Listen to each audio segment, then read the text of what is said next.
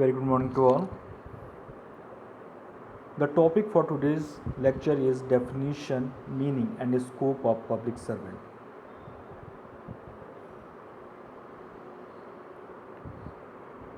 The term public servant has been defined in Section 2, Clause C of the Prevention of Corruption Act 1988. Section 2 of the Prevention of Corruption Act 1988 defines public servant in a broader way. It covers 12 categories of persons who will be considered public servant for the purposes of this act in relation to the acts of corruption. Irrespective of the fact whether they have been appointed by government or not, they are under purview of the public servant for the purposes of this act for the trial in relation to the corruption cases. So we will discuss the various categories of persons one by one. The first category is of that persons who are in the service or pay of the government or remunerated by the government by fees or commission for the performance of any public duty. The second category is of that person who are in the service or pay of any local authority, just like municipality, municipal corporation, etc.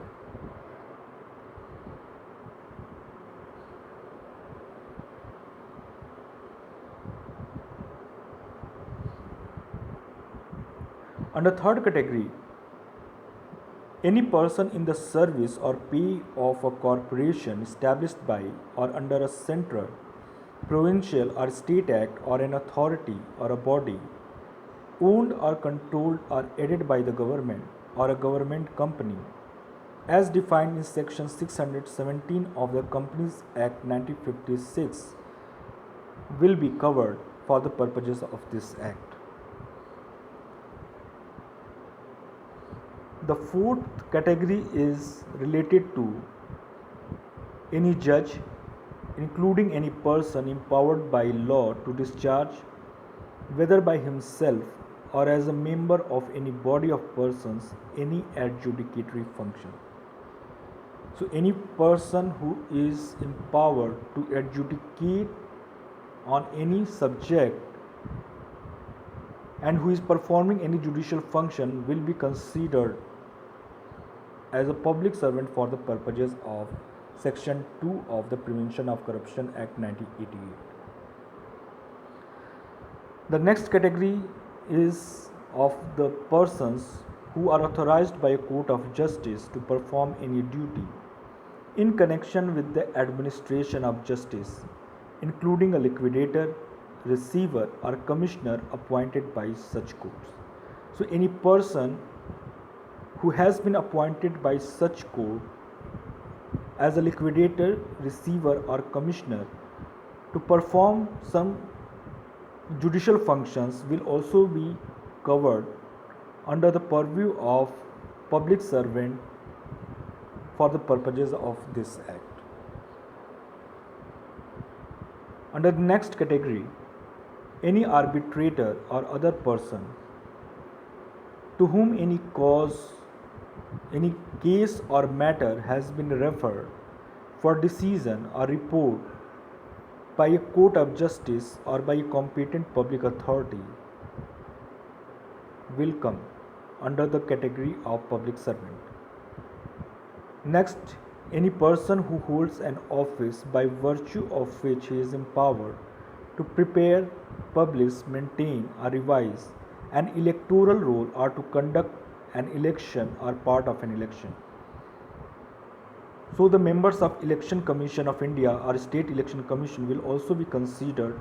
public servant for the purposes of this act.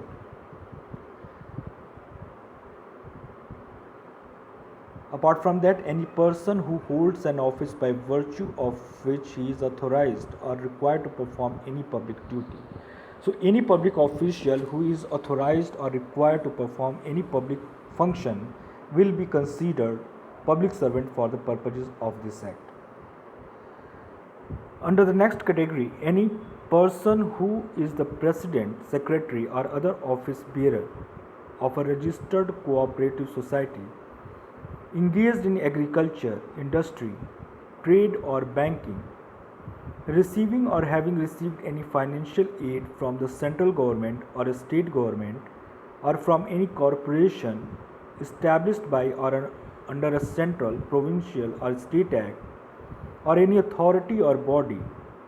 owned or controlled or aided by the government or a government company as defined in section 617 of the Companies Act 1956 will come under the purview of public servant for the purposes of this Act.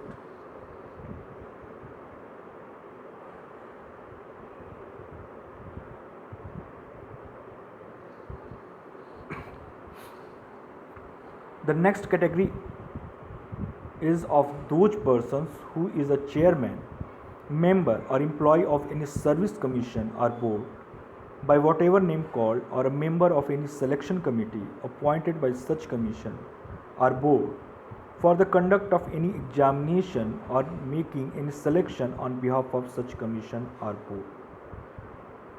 Therefore, the members of Union Public Service Commission or State Public Service Commission of various states in discharge of their official functions will be considered public servant for the purposes of this Act, and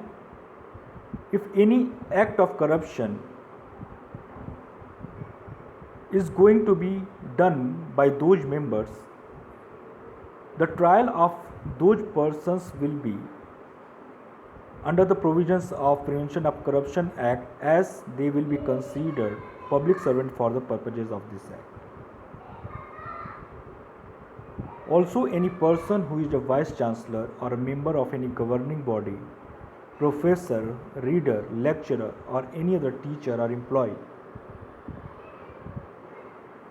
by whatever designation called of any university, and any person whose services have been availed of by a university or any other public authority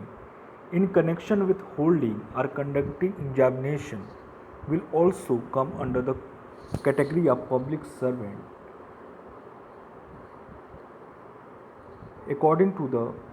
provisions of section 2 of the Prevention Corruption Act 1988. And in the last, any person who is an office bearer or an employee of an educational, scientific, social, cultural, or other institution in whatever manner established, receiving or having received any financial assistance from the central government or any state government or local or other public authority will be deemed to be a public servant for the purposes of this Act.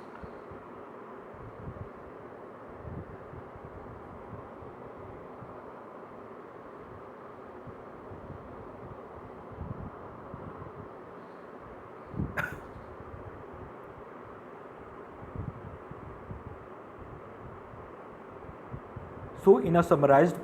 manner, the persons falling under any of the above sub-clauses are public servants,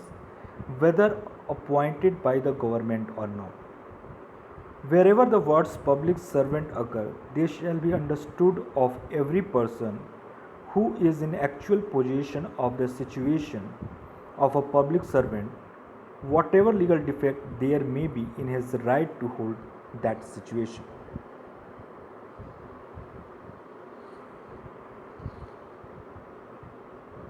The MLAs of various states and the MPs of the central government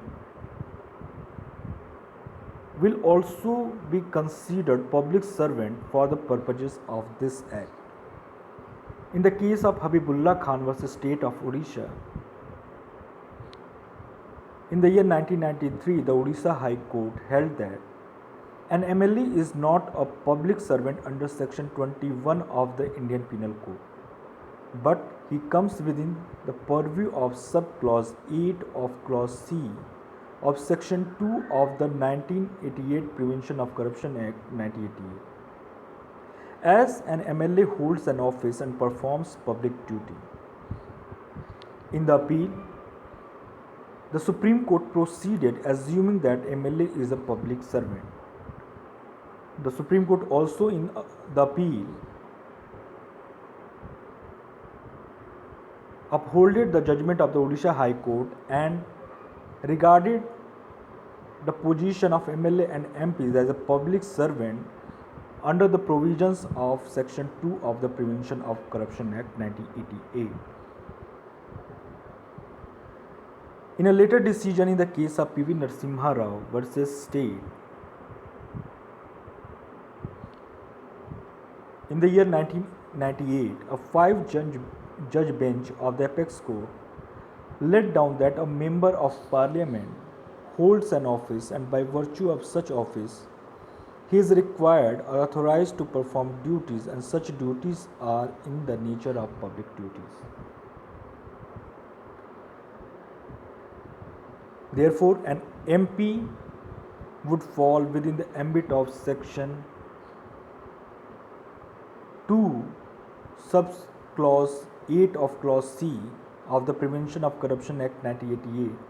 even though there is no authority who can grant sanction for his prosecution under Section 19, subsection 1 of the Act.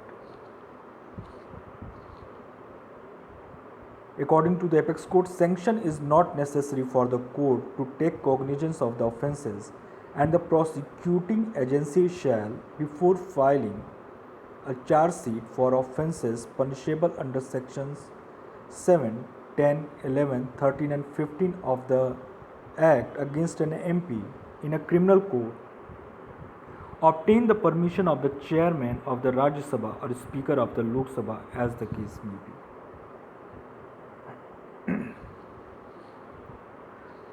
The ministers of the various state governments and the union government have also been considered public servant for the purposes of this Act. In the case of M. Karunanidhi versus Union of India in the year 1979, the Supreme Court held that a minister, Prime Minister and Chief Minister inclusive, is decidedly a public servant in terms of Clause 12 of Section 21 Indian Penal Code itself, which corresponds to Clause 1 of Clause C of Section 2 of 1988 Act. The Supreme Court held that a minister is appointed and dismissed by the governor and is therefore subordinate to him, that he gets salary for the public work done or the public duty performed by him, and that the said salary is paid to him for the government funds. Thank you so much.